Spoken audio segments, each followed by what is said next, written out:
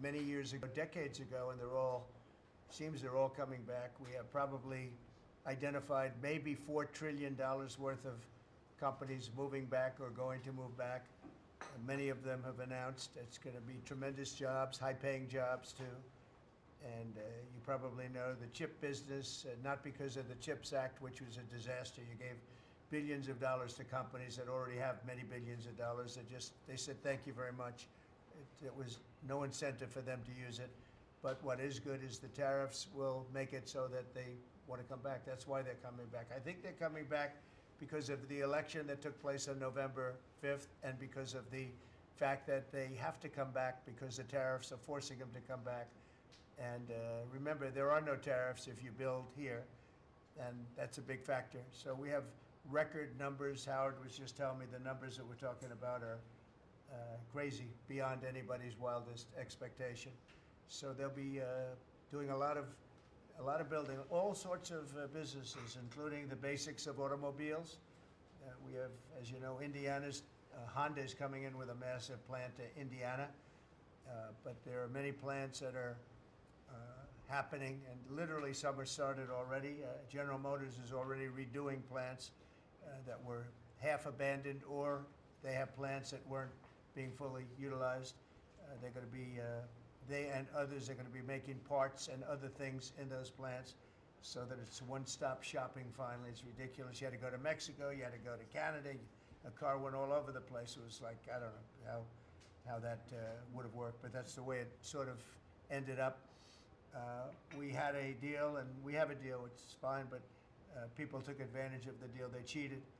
And when you cheat, the deals are unfortunate. But now what's happening is the numbers are beyond our wildest expectations. Now, having to do with cutting, we've done a lot of cutting from people, ideally the people that aren't doing the job. In many cases, people weren't attending jobs. In some cases, in many cases, people didn't exist. They had on the government rolls people that don't even exist. But of the ones that did exist, as you know, many didn't come to work. Many had no intention of coming to work. Many were paid and working someplace else. There were lots of bad scenarios, but they're being weeded out, and I think we're probably ahead of schedule on that.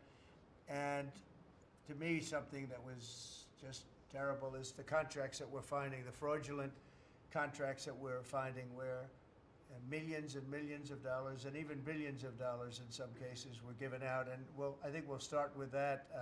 I'd like to start with Doug Burgum, Secretary of the Interior. He told us about a couple of contracts that we have now found.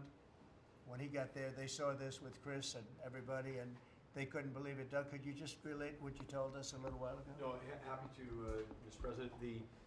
There's a federal consulting group, which was a group inside of Interior, but it was managing contracts from many different agencies that flowed through here. One of those contracts was to do surveys of individuals, $830 million for surveys. And so part of the question was, hey, could we actually see the surveys? And then the surveys came back, and a survey was like 8.5 by 11 sheet of paper with 10 questions that anyone's child in junior high could have put together, or AI could have done for free. $830 million. So that's one that we've stopped. And that contract was going out after you were inaugurated, sir. So it was jumping. It's a pure fraud. Yeah. It's a fraud. But we've had many fraudulent contracts that were caught by the work that Elon and his people are doing, and working with our people. It's been brought to light. The fraud, not just waste and abuse, the fraud has been incredible. You mentioned one, Madam Secretary. Well, yes, sir. Well, let me just add to that, and thank you. We just had a wonderful cabinet meeting, all aligned on certainly the effort to realign the government. But even at the U.S. Department of Agriculture, we've canceled a $300,000 contract educating on food justice for queer and transgender farmers in San Francisco. A similar contract we canceled in New York, again, educating transgender and queer farmers on food justice and food equality. I'm not even sure what that means, but apparently the last administration wanted to put our taxpayer dollars towards that. We canceled a $600,000 contract out of Louisiana that was studying the menstrual cycles of transgender men, a $600,000 contract.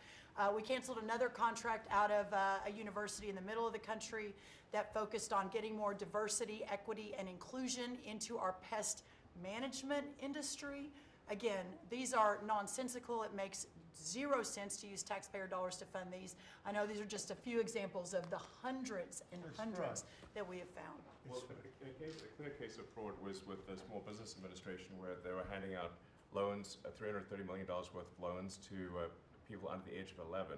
I think the youngest, Kelly, was a 9-month-old who got a $100,000 loan. That's a very precocious baby we're talking about here. Well, we're tackling the fraud, waste, and abuse in the agency. We've seen, hundreds of billions of dollars of fraud go unprosecuted, so we're taking that on. We have a zero tolerance policy for fraud, and we continue to crack down on it and make sure people are held accountable. It's amazing. And you have a lot of that. You found far too much of it. It's a pure fraud. We like to use the words waste and abuse because they sort of sound good, but many of these things are pure fraud. Now there was a contract that you've heard about where Stacey Abrams got $2 billion just before we took over, and it was a rush to get her the money, and that was environmental, and nobody knows what she was doing. But $2 billion. If you got $2 million, that's a lot. If you got 200,000, that's a lot. But this was $2 billion was given.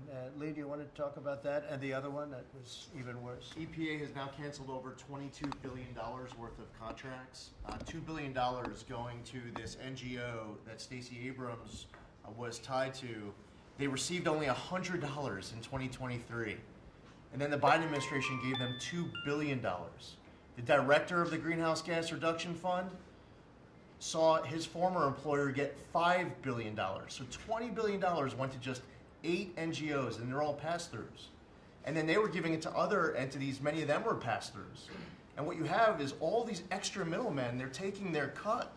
And the taxpayer ends up getting screwed. They're losing out on all this hard-earned money. They can't afford to have the federal government waste. The partnership with Doge and Elon Musk has been incredible at EPA. Their team is very talented. We wouldn't have been able to do it without them.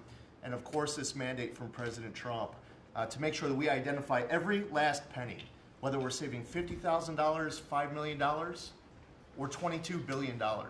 We will not rest until every last penny is saved. Thank you, Mr. President, for the opportunity to do this for the American public. Thank you. Great job.